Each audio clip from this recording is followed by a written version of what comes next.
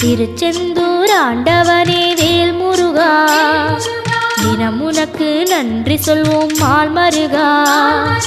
திருவடியில் தவம் இருப்போம் திருமுருகா, தீப்பெழுது நலமெனவே வடிவழகா.